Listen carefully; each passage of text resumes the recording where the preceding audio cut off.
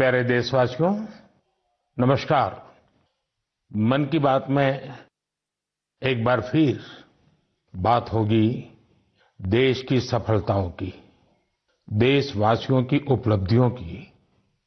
पिछले कुछ हफ्तों में स्पोर्ट्स हो, साइंस हो या संस्कृति, बहुत कुछ ऐसा हुआ है जिस पर हर भारतवासी को गर्व है। अभी हाल ही में शुभांशु शुक्ला की अंतरिक्ष से वापसी को लेकर देश में बहुत चर्चा हुई। जैसे ही शुभांशु धरती पर सुरक्षित उतरे, लोग उछल पड़े। हर दिल में खुशी की लहर दौड़ गई। पूरा देश गर्व से भर गया। मुझे याद है, जब अगस्त 2023 में चंद्रयान-3 की सफल लैंडिंग हुई थी, तब देश में एक नया माहौल बना। साइंस को लेकर, स्पेस को लेकर बच्चों में एक नई जिज्ञासा भी जागी। अब छोटे-छोटे बच्चे कहते हैं, हम भी स्पेस में जाएंगे, हम भी चांद पर उतरेंगे, स्पेस साइंटिस्ट बनेंगे। साथियों, आपने इंस्पायर मानक अभियान का नाम सुना होगा। यह बच्चों के इनोवेशन को बढ़ावा देने का अभियान है। इसमें हर स्कूल से 5 बच्चे चुने जाते हैं। हर बच्चा एक नया आइडिया लेकर आता है। इससे अब तक लाखों बच्चे जुड़ चुके हैं और चंद्रयान-3 के बाद तो इनकी संख्या दोगुनी हो गई है। देश में स्पेस स्टार्टअप भी तेजी से बढ़ रहे हैं। 5 साल पहले 50 से भी कम स्टार्टअप थे। आज 200 से ज्यादा हो गए हैं, सिर्फ स्पेस सेक्टर में। साथियों, अगले महीने 23 अगस्त को नेशनल स्पेस डे है। आप इसे कैसे मनाएंगे? कोई नया आइडिया है क्या? मुझे नमो ऐप पर जरूर मैसेज भेजिएगा। साथियों, 21वीं सदी के भारत में आज साइंस एक नई ऊर्जा के साथ आगे बढ़ रही है। कुछ दिन पहले हमारे छात्रों ने इंटरनेशनल केमिस्ट्री ओलंपियाड में मेडल जीते हैं। देवेश पंकज, संदीप कुची, देवव्रत प्रियदर्शी और उज्जवल केशरी, इन चारों ने भारत का नाम रोशन किया। मैथ्स की दुनिया में भी भारत ने अपनी पहचान को और मजबूत किया है। ऑस्ट्रेलिया में हुए इंटरनेशनल मैथमेटिकल ओलंपियाड में हमारे स्टूडेंट्स ने 3 गोल्ड, 2 सिल्वर और 1 ब्रॉन्ज मेडल हासिल किया है। साथियों, अगले महीने मुंबई में एस्ट्रोनॉमी और एस्ट्रोफिजिक्स ओलंपियाड होने जा रहा है। इसमें 60 से ज्यादा देशों के छात्र आएंगे, वैज्ञानिक भी आएंगे। यह अब तक का सबसे बड़ा ओलंपियाड होगा। एक तरह से देखें तो भारत अब ओलंपिक और ओलंपियाड दोनों के लिए आगे बढ़ रहा है। मेरे प्यारे देशवासियों, हम सभी को गर्व से भर देने वाली एक और खबर आई है यूनेस्को से। यूनेस्को ने 12 मराठा किलों को वर्ल्ड हेरिटेज साइट्स के रूप में मान्यता दी है। 11 किले महाराष्ट्र में, 1 किला तमिलनाडु में। हर किले से इतिहास का एक-एक पन्ना जुड़ा है। हर पत्थर एक ऐतिहासिक घटना का गवाह है। सल्लेर का किला, जहां मुगलों की हार हुई, शिवनेरी, जहां छत्रपति शिवाजी महाराज का जन्म हुआ, किला ऐसा जिसे दुश्मन भेद न सके। खांदेरी का किला, समुद्र के बीच बना अद्भुत किला। दुश्मन उन्हें रोकना चाहते थे, लेकिन शिवाजी महाराज ने असंभव को संभव करके दिखा दिया। प्रतापगढ़ का किला, जहां अफजल खान पर जीत हुई, उस गाथा की गूंज आज भी किले की दीवारों में समाई है। विजयदुर्ग, जिसमें गुप्त सुरंगें थी, छत्रपति शिवाजी महाराज की दूरदर्शिता का प्रमाण इस किले में मिलता है। मैंने कुछ साल पहले रायगढ़ का दौरा किया था। छत्रपति शिवाजी महाराज की प्रतिमा के सामने नमन किया था। ये अनुभव जीवन भर मेरे साथ रहेगा। साथियों, देश के और हिस्सों में भी ऐसे ही अद्भुत किले हैं जिन्होंने आक्रमण झेले, खराब मौसम की मार झेली, लेकिन आत्मसम्मान को कभी भी झुकने नहीं दिया। राजस्थान का चित्तौड़गढ़ का किला, कुंभलगढ़ किला, रणथंभौर किला, आमेर किला, जैसलमेर का किला तो विश्व प्रसिद्ध है। कर्नाटका में गुलबर्गा का किला भी बहुत बड़ा है। चित्रदुर्ग के किले की विशालता भी आपको कौतूहल से भर देगी कि उस जमाने में किला बना कैसे होगा। साथियों, उत्तर प्रदेश के बांदा में है कालिंजर किला। महमूद गजनवी ने कई बार इस किले पर हमला किया और हर बार असफल रहा। बुंदेलखंड में ऐसे कई किले हैं। ग्वालियर, झांसी, दतिया, अजयगढ़, गढ़कुंडार, चंदेरी, ये किले सिर्फ ईंट पत्थर नहीं है, ये हमारी संस्कृति के प्रतीक है। संस्कार और स्वाभिमान आज भी इन किलों की ऊंची ऊंची दीवारों से झांकते हैं। मैं सभी देशवासियों से आग्रह करता हूं, इन किलों की यात्रा करें, अपने इतिहास को जानें, गौरव महसूस करें। मेरे प्यारे देशवासियों, आप कल्पना कीजिए, बिल्कुल भोर का वक्त, बिहार का मुजफ्फरपुर शहर, तारीख है 11 अगस्त 1908।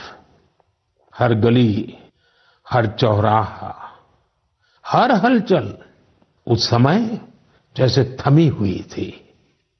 लोगों की आंखों में आंसू थे, लेकिन दिलों में ज्वाला थी।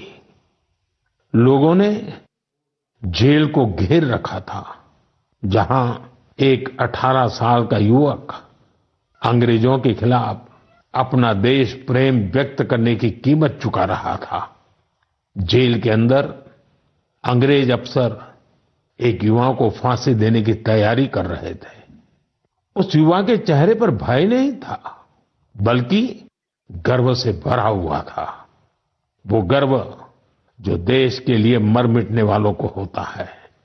वो वीर, वो साहसी युवा थे खुदीराम बोस।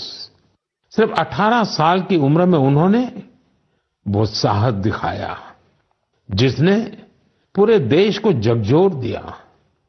तब अखबारों ने भी लिखा था, खुदीराम बोस जब फांसी के फंदे की ओर बढ़े तो उनके चेहरे पर मुस्कान थी। ऐसे ही अनगिनत बलिदानों के बाद, सदियों की तपस्या के बाद हमें आजादी मिली थी। देश के दीवानों ने अपने रक्त से आजादी के आंदोलन को सींचा था। साथियों, अगस्त का महीना इसीलिए तो क्रांति का महीना है। 1 अगस्त को लोकमान्य बाल गंगाधर तिलक की पुण्यतिथि होती है। इसी महीने 8 अगस्त को गांधी जी के नेतृत्व में भारत छोड़ो आंदोलन की शुरुआत हुई थी। फिर आता है 15 अगस्त, हमारा स्वतंत्रता दिवस। हम अपने स्वतंत्रता सेनानियों को याद करते हैं, उनसे प्रेरणा पाते हैं। लेकिन साथियों, हमारी आजादी के साथ देश के बंटवारे की टीस भी जुड़ी हुई है। इसलिए हम 14 अगस्त को विभाजन विभीषिका स्मृति दिवस के रूप में मनाते हैं।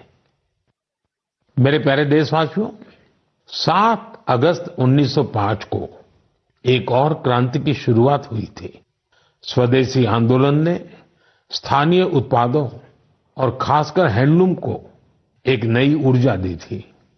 इसी स्मृति में देश हर साल 7 अगस्त को नेशनल हैंडलूम डे मनाता है। इस साल 7 अगस्त को नेशनल हैंडलूम डे के 10 साल पूरे हो रहे हैं।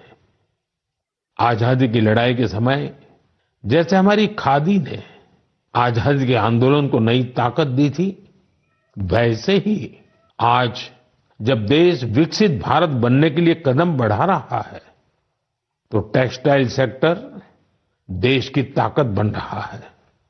इन 10 वर्षों में देश के अलग-अलग हिस्सों में इस सेक्टर से जुड़े लाखों लोगों ने सफलता की कई गाथाएं लिखी हैं।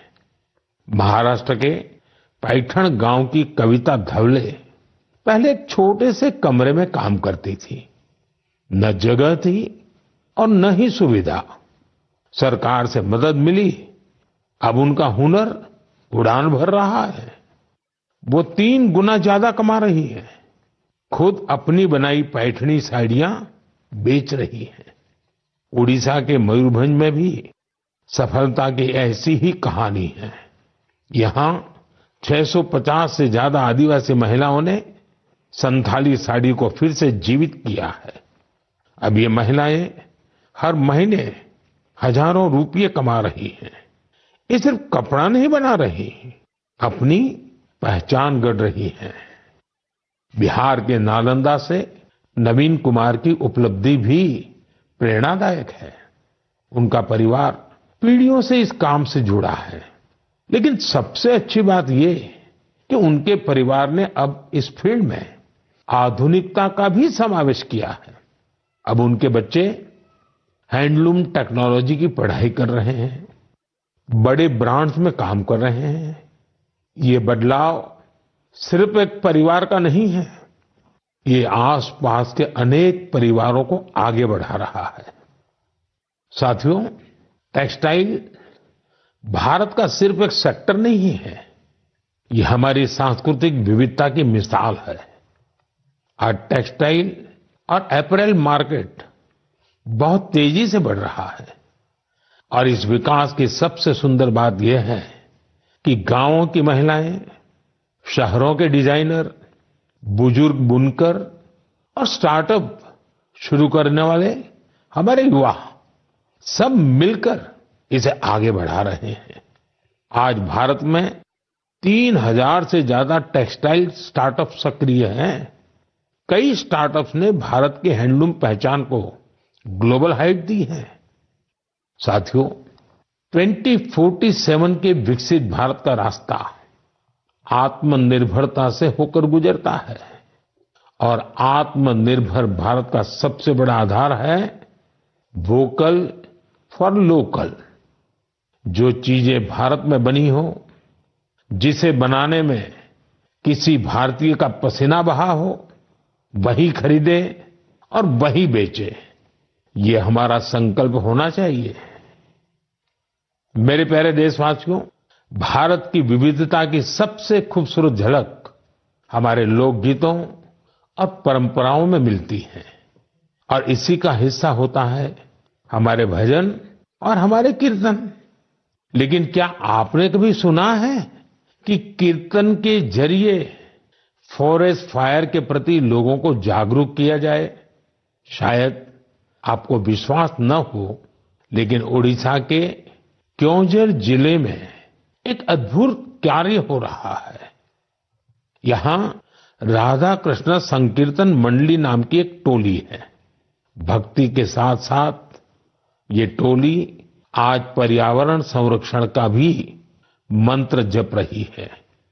इस पहल की प्रेरणा है प्रमिला प्रधान जी। जंगल और पर्यावरण की रक्षा के लिए उन्होंने पारंपरिक गीतों में नए बोल जोड़े, नए संदेश जोड़े। उनकी टोली गांव-गांव गई, गीतों के माध्यम से लोगों को समझाया कि जंगल में लगने वाली आग से कितना नुकसान होता है। ये उदाहरण हमें याद दिलाता है कि हमारी लोक परंपराएं कोई बीते युग की चीज नहीं है। इनमें आज भी समाज को दिशा देने की शक्ति है। मेरे प्यारे देशवासियों, भारत की संस्कृति का बहुत बड़ा आधार हमारे त्योहार और परंपराएं हैं। लेकिन हमारी संस्कृति की जीवंतता का एक और पक्ष है। ये पक्ष है अपने वर्तमान और अपने इतिहास को डॉक्यूमेंट करते रहना। हमारी असली ताकत वो ज्ञान है जिसे सदियों से पांडुलिपियां, मैन्युस्क्रिप्ट के रूप में सहेजा गया है। इन पांडुलिपियों में विज्ञान है, चिकित्सा की पद्धतियां हैं, संगीत है, दर्शन है और सबसे बड़ी बात वो सोच है जो मानवता के भविष्य को उज्जवल बना सकती है। साथियों, ऐसे असाधारण ज्ञान को, इस विरासत को सहेजना हम सबकी जिम्मेदारी है। हमारे देश में हर कालखंड में कुछ ऐसे लोग हुए हैं जिन्होंने इसे अपनी साधना बना लिया। ऐसे ही एक प्रेरणादायक व्यक्तित्व है मणि मारन जी, जो तमिलनाडु के तंजावुर से हैं। उन्हें लगा कि अगर आज की पीढ़ी तमिल पांडुलिपियां पढ़ना नहीं सीखेगी तो आने वाले समय में ये अनमोल धरोहर खो जाएगी। इसलिए उन्होंने शाम को कक्षाएं शुरू की, जहां छात्र, नौकरीपेशा युवा, रिसर्चर सब यहां आकर के सीखने लगे। मणि मारन जी ने लोगों को सिखाया कि तमिल सुवड़ियल यानी पाम लीफ मैन्युस्क्रिप्ट को पढ़ने और समझने की विधि क्या होती है। आज अनेकों प्रयासों से कई छात्र इस विधा में पारंगत हो चुके हैं। कुछ स्टूडेंट्स ने तो इन पांडुलिपियों के आधार पर ट्रेडिशनल मेडिसिन सिस्टम पर रिसर्च भी शुरू कर दी है। साथियों, सोचिए, अगर ऐसा प्रयास देश भर में हो तो हमारा पुरातन ज्ञान केवल दीवारों में बंद नहीं रहेगा, वो नई पीढ़ी की चेतना का हिस्सा बन जाएगा। इसी सोच से प्रेरित होकर भारत सरकार ने इस वर्ष के बजट में एक ऐतिहासिक पहल की घोषणा की है, ज्ञान भारतम मिशन। इस मिशन के तहत प्राचीन पांडुलिपियों को डिजिटाइज किया जाएगा। फिर एक नेशनल डिजिटल रिपोजिटरी बनाई जाएगी, जहां दुनिया भर के विद्यार्थी, शोधकर्ता भारत की ज्ञान परंपरा से जुड़ सकेंगे। मेरा भी आप सबसे आग्रह है, अगर आप किसी ऐसे प्रयास से जुड़े हैं या जुड़ना चाहते हैं तो माईगॉव या संस्कृति मंत्रालय से जरूर संपर्क कीजिएगा, क्योंकि यह केवल पांडुलिपियां नहीं है, यह भारत की आत्मा के वो अध्याय हैं जिन्हें हमें आने वाली पीढ़ियों को पढ़ाना है। मेरे प्यारे देशवासियों, अगर आपसे पूछा जाए कि आपके आसपास कितनी तरह के पक्षी हैं, चिड़िया है, तो आप क्या कहेंगे? शायद यही कि मुझे तो रोज 5-6 पक्षी दिख ही जाते हैं या चिड़िया दिख ही जाती हैं। कुछ जानी पहचानी होती हैं, कोई अनजानी, लेकिन ये जानना बहुत दिलचस्प होता है कि हमारे आसपास पक्षियों की कौन कौन सी प्रजातियां रहती हैं।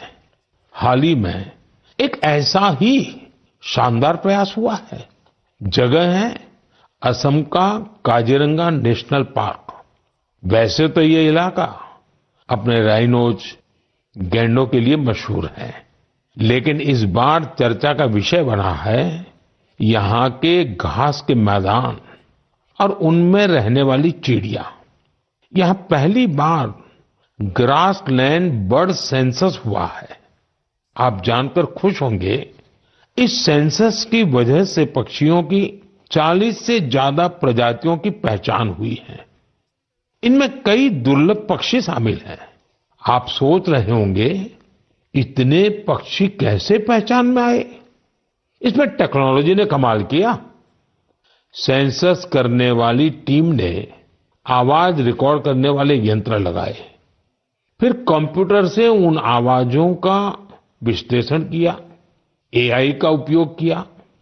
सिर्फ आवाजों से ही पक्षियों की पहचान हो गई, वो भी बिना उन्हें डिस्टर्ब किए।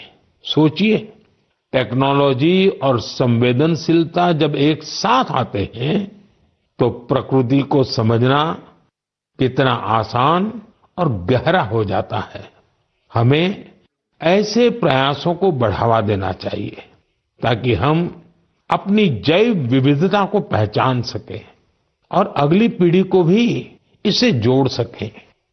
मेरे प्यारे देशवासियों, कभी कभी सबसे बड़ा उजाला वहीं से फूटता है जहां अंधेरे ने सबसे ज्यादा डेरा जमाया हो। ऐसा ही एक उदाहरण है झारखंड के गुमला जिले का। एक समय था जब ये इलाका माओवादी हिंसा के लिए जाना जाता था। बासिया ब्लॉक के गांव वीरान हो रहे थे। लोग डर के साये में जीते थे। रोजगार की कोई संभावना नजर नहीं आती थी।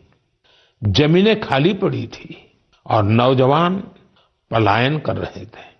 लेकिन फिर बदलाव की एक बहुत ही शांत और धैर्य से भरी हुई शुरुआत हुई। ओम प्रकाश साहू जी नाम के एक युवक ने हिंसा का रास्ता छोड़ दिया।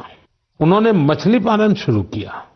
फिर अपने जैसे कई साथियों को भी इसके लिए प्रेरित किया। उनके इस प्रयास का असर भी हुआ। जो पहले बंदूक थामे हुए थे, अब मछली पकड़ने वाला जाल थाम चुके हैं। साथियों, ओम प्रकाश साहू जी की शुरुआत आसान नहीं थी। विरोध हुआ, धमकियां मिली, लेकिन हौसला नहीं टूटा।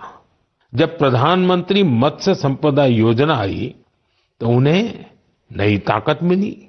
सरकार से ट्रेनिंग मिली, तालाब बनाने में मदद मिली और देखते देखते गुमला में मत्स्य क्रांति का सूत्रपात हो गया।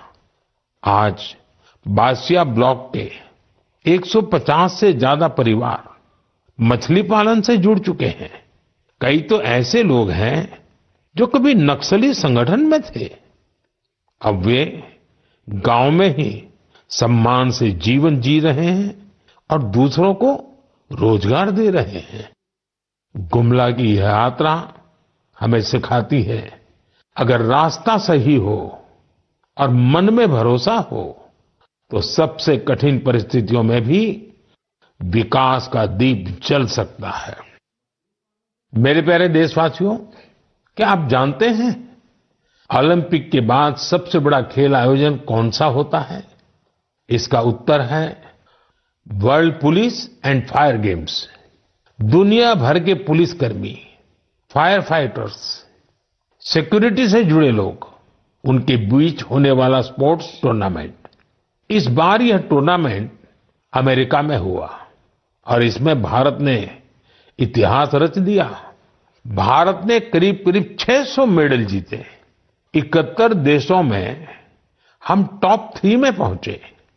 उन वर्दीधारियों की मेहनत रंग लाई जो दिन रात देश के लिए खड़े रहते हैं। हमारे ये साथी अब खेल के मैदान में भी झंडा बुलंद कर रहे हैं। मैं सभी खिलाड़ियों और कोचिंग टीम को बधाई देता हूं। वैसे आपके लिए ये भी जानना दिलचस्प होगा कि 2029 में ये गेम्स भारत में होंगे। दुनिया भर से खिलाड़ी हमारे देश आएंगे। हम उन्हें भारत की मेहमान नवाजी दिखाएंगे, अपनी खेल संस्कृति से परिचय कराएंगे। साथियों, बीते दिनों मुझे कई यंग एथलीट्स और उनके पेरेंट्स के संदेश मिले हैं। इनमें खेलो भारत नीति 2025 की खूब सराहना की गई है। इस नीति का लक्ष्य साफ है, भारत को स्पोर्टिंग सुपर पावर बनाना। गांव, गरीब और बेटियां इस नीति की प्राथमिकता है। स्कूल और कॉलेज अब खेल को रोजमर्रा की जिंदगी का हिस्सा बनाएंगे। खेलों से जुड़े स्टार्टअप्स, चाहे वो स्पोर्ट्स मैनेजमेंट हो या मैन्युफैक्चरिंग से जुड़े हो, उनकी हर तरह से मदद की जाएगी। सोचिए, जब देश का युवा खुद के बनाए रैकेट, बैट और बॉल के साथ खेलेगा तो आत्मनिर्भरता के मिशन को कितनी बड़ी ताकत मिलेगी। साथियों, खेल टीम स्पिरिट पैदा करते हैं। ये फिटनेस, आत्मविश्वास और एक मजबूत भारत के निर्माण का रास्ता है। इसलिए खूब खेलिए, खूब खिलिए। मेरे प्यारे देशवासियों, कुछ लोगों को कभी कभी कोई काम नामुमकिन सा लगता है। लगता है क्या ये भी हो पाएगा? लेकिन जब देश एक सोच पर एक साथ आ जाए तो असंभव भी संभव हो जाता है। स्वच्छ भारत मिशन इसका सबसे बड़ा उदाहरण है। जल्द ही इस मिशन को 11 साल पूरे होंगे, लेकिन इसकी ताकत और इसकी जरूरत आज भी वैसी ही है। इन 11 वर्षों में स्वच्छ भारत मिशन एक जन आंदोलन बना है। लोग इसे अपना फर्ज मानते हैं और यही तो असली जनभागीदारी है। साथियों, हर साल होने वाले स्वच्छ सर्वेक्षण ने इस भावना को और बढ़ाया है।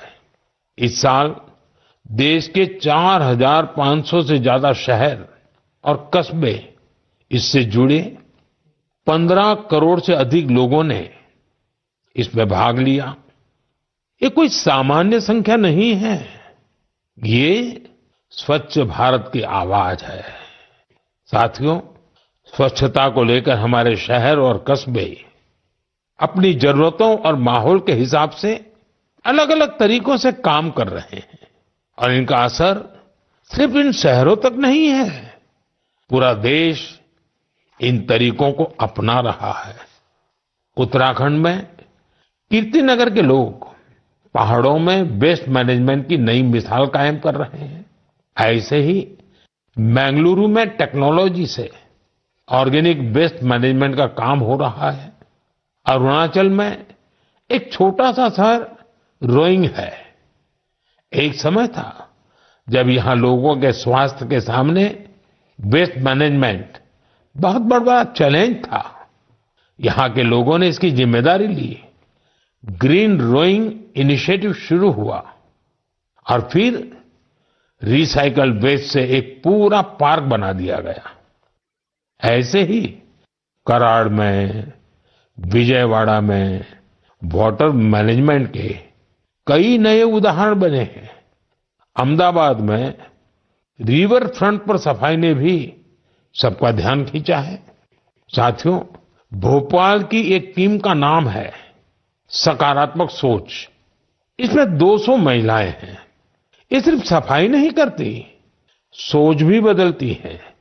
एक साथ मिलकर शहर के 17 पार्कों की सफाई करना, कपड़े के थैले बांटना, इनका हर कदम एक संदेश है। ऐसे प्रयासों की वजह से ही भोपाल भी अब स्वच्छ सर्वेक्षण में काफी आगे आ गया है। लखनऊ की गोमती नदी टीम का जिक्र भी जरूरी है। 10 साल से हर रविवार बिना थके, बिना रुके इस टीम के लोग स्वच्छता के काम में जुटे हैं। छत्तीसगढ़ के बिल्हा का उदाहरण भी शानदार है। यहां महिलाओं को वेस्ट मैनेजमेंट की ट्रेनिंग दी गई और उन्होंने मिलकर शहर की तस्वीर बदल डाली। गोवा के पणजी शहर का उदाहरण भी प्रेरक है। वहां कचरे को 16 कैटेगरी में बांटा जाता है और इसका नेतृत्व भी महिलाएं कर रही हैं। पणजी को तो राष्ट्रपति पुरस्कार भी मिला है। साथियों, स्वच्छता सिर्फ एक वक्त का, एक दिन का काम नहीं है। जब हम साल में हर दिन, हर पल स्वच्छता को प्राथमिकता देंगे, तभी देश स्वच्छ रह पाएगा। साथियों, सावन की फुहारों के बीच देश एक बार फिर त्योहारों की रौनक से सजने जा रहा है। आज हरियाली तीज है, फिर नागपंचमी और रक्षाबंधन, फिर जन्माष्टमी, हमारे नटखट कान्हा के जन्म का उत्सव। ये सभी पर्व यहां हमारी भावनाओं से जुड़े हैं। ये हमें प्रकृति से जुड़ाव और संतुलन का भी संदेश देते हैं। आप सभी को इन पावन पर्वों की ढेर सारी शुभकामनाएं। मेरे प्यारे साथियों, अपने विचार और अनुभव साझा करते रहिए। अगले महीने फिर मिलेंगे। देशवासियों की कुछ और नई उपलब्धियों और प्रेरणाओं के साथ आपका ध्यान रखिए। बहुत बहुत धन्यवाद।